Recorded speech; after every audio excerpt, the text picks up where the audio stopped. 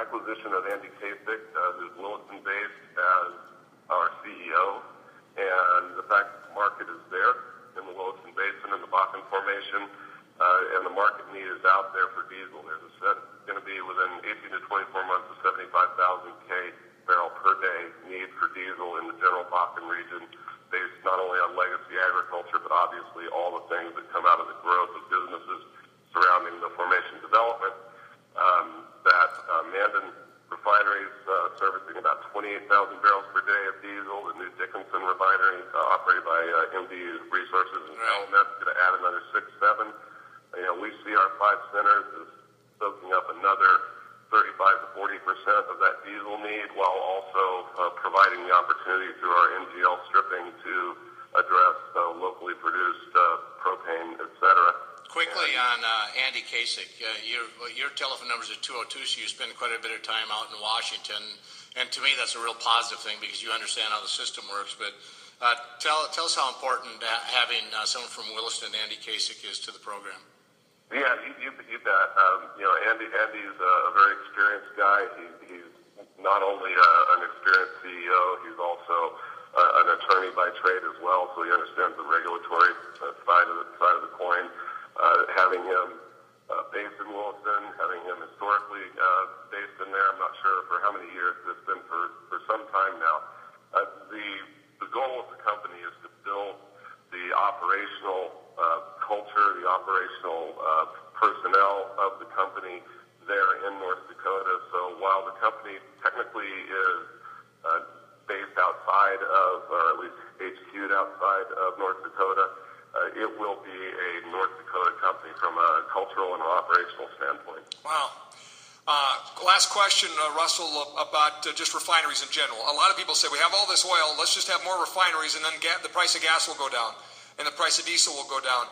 In this case, these are diesel refineries, and it certainly makes sense in this sense that the amount of diesel we're burning in the Bakken to have that closer to the trucks and to the users would be a good thing. But I bet a lot of folks are out there say, will that mean the price of diesel will go down? Is that a possibility? Well, I'd like to answer that in 2 parts. Number one, right now, what we're doing is we're hauling crude from the Bakken to the coast, refining it, turning it into diesel, with the exception of the Mandan refinery and the soon-to-be online Dickinson, and then either railing it or trucking it back to the Bakken. Hence, we have some of our farmers, our low- and middle-income families that depend on diesel-powered trucks for their livelihood. They are spending some of the highest prices for diesel in the country. So I think the answer to that logic says that when you take those logistic barriers out of the supply chain, yes, the diesel is going to go down. And the other side of that answer is, you guys were talking earlier about the 90-10 split on the NGLs and the crude, is that by having local regional supplies of stripped NGL, we will lower the need for flaring, will raise the ability to locally refine those NGLs and provide propane, again, which is in the northern Great Plains and the northern Mountain West, some of the most expensive in the nation, will lower those prices for low and middle income families and the agricultural community. So I think it's a win-win. Russell, real quickly, Scott has one more follow-up, and just about we've got about a minute left.